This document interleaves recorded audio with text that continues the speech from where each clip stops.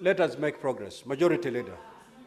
Majority Leader, let's Mr. Speaker, let's make progress. I have listened to the chair of the Devolution Committee, a member that I hold with so much respect, together with all the 9 members that serve in that committee. But I must look them straight in the eye and tell them that you have failed this House. You have failed this House because, honestly, Senator Abbas, for 45 days, 1 to 45, 1.5 months, a colleague of yours has walked up to you and told you that there is an absurd situation in my county where 2 sittings are happening and both are purporting to be the county assemblies of my county. Surely, what will be more urgent? Many times we walk up to each other as colleagues and request that intervene in matters that affect the citizens that we represent in this House. On account of time alone, the length of time that it has taken this committee to give us now a progress report, Mr. Speaker, I must say that something is not right. Secondly, you have heard the chair of the Devolution Committee say that the controller of budget told them, oh, you know, we get requisitions only from the county executive. It is her duty, and I am sure when requisitions come, it is stated what that requisition is for, including for county assemblies. That's why we devolved the office of the controller of budget. They have a representative in all our 47 county governments, Mr. Speaker.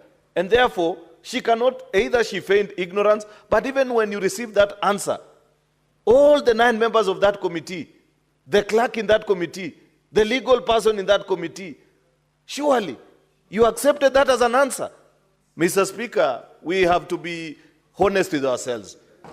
We have to be serious if indeed this is a House that caters for the interest of devolution. This matter stinks to the highest of heavens. It is not fair that in a country governed by the rule of law. So if we allow today Nyamira for there to be 2 or 3 sittings, what stops Senator Methu tomorrow from starting another parliament somewhere? Or Senator Wambua in Kitui?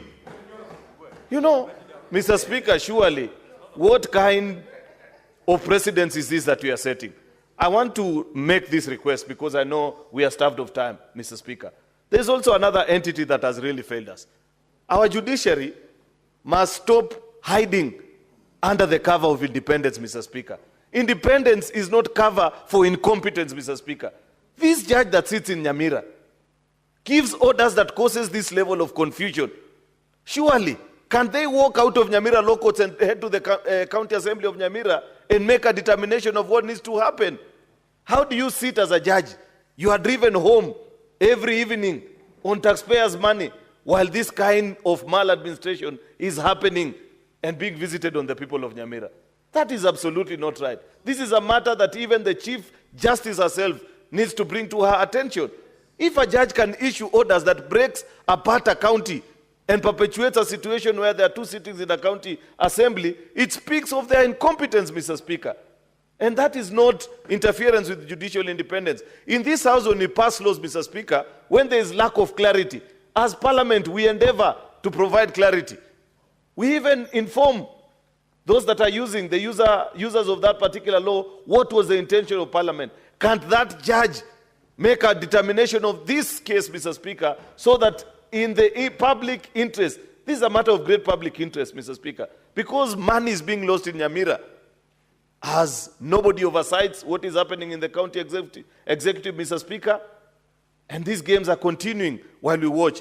Therefore, Mr. Speaker, can you direct at the rise of this House, if there is nothing more urgent for the committee, departmental committee on devolution than this particular matter, Mr. Speaker, than to leave this House immediately and head to Nyamira until they resolve this particular issue?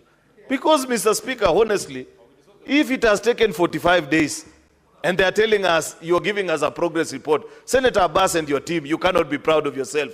Each of the 9 senators that serve in this committee, you are letting us down.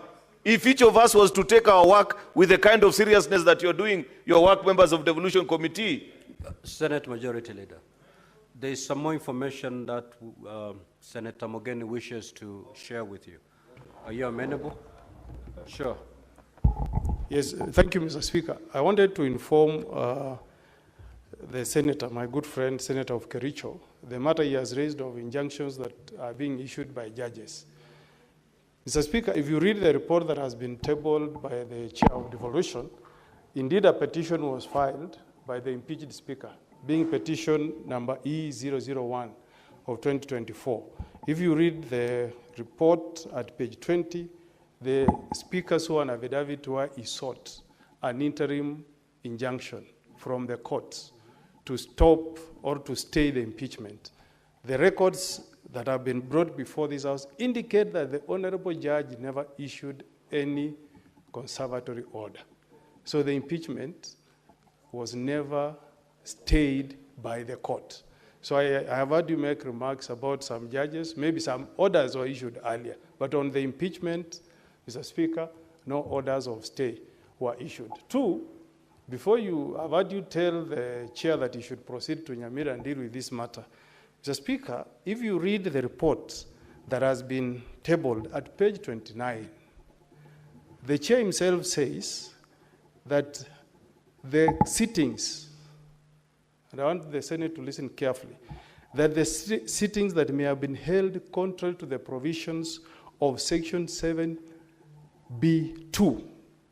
of the County Government Act are invalid, null and void, and contrary to the law. So as you tell the chair to go to Nyamira, is he going to Nyamira to eat matoke or to resolve this matter? Because he has already made a finding, Mr. Speaker, that is aligned with the law. What this House should be doing, Mr. Speaker, is to agree with the amendments that have been proposed by Senator Ojenda that agree with the recommendations of the committee, Mr. Speaker. The only mistake, Mr. Speaker, is that all those findings are in the body of the report from page 27 all the way to page 29, but they are missing in the interim recommendations. Mr. Speaker, I agree with the sentiments of senators that if you don't deal with this matter, remember there are similar issues happening in the County Assembly of Taveta. There are similar happenings in the County Assembly of Machakos. This will become the norm, Mr. Speaker, and the money that we appropriate from this House, that we send to our county governments, will end up in the pockets of governors, Mr. Speaker. That's the information I wanted you to have, Leader. Proceed. Just to conclude, Mr. Speaker, that's very useful information. And you know, that's a handicap that we suffer because I've tried to locate the report on our tablets. I couldn't find it, Mr. Speaker, because now we have to respond based on what we've had the chair say. I listened to the chair and I think he made reference to certain orders. If that is the case, as Senator Mogeni puts it, Mr. Speaker, then I hold back my comments on what perhaps need to happen with regards to the, what the judiciary has done about this.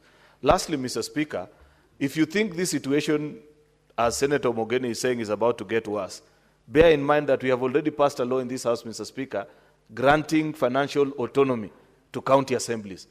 This situation will even be worse, because at that point, Mr. Speaker, then the county assemblies will actually be making the determination of how to spend these particular funds. Imagine a situation, Mr. Speaker, where you have two county assemblies fighting over a particular pool of funds, Mr. Speaker. It will be undesirable, and that's why I have said with tremendous respect to Senator Abbas and the team at Devolution Committee, on account of time, how much time you have taken to resolve this issue, I feel you could have done this House better. It's really unfortunate that 45 days later, we have an interim report with no mention, even from, because I was waiting to hear what will be the final conclusion of this matter and by when. I just heard the chairperson say that you're planning to visit and we'll come back with this particular report. Mr. Speaker, can you maybe, in your wisdom, and even as we try to resolve this particular, seek audience, either for the committee or for the committee of the whole, with the controller of budget. Like I have said, of all the absurd things that have been said,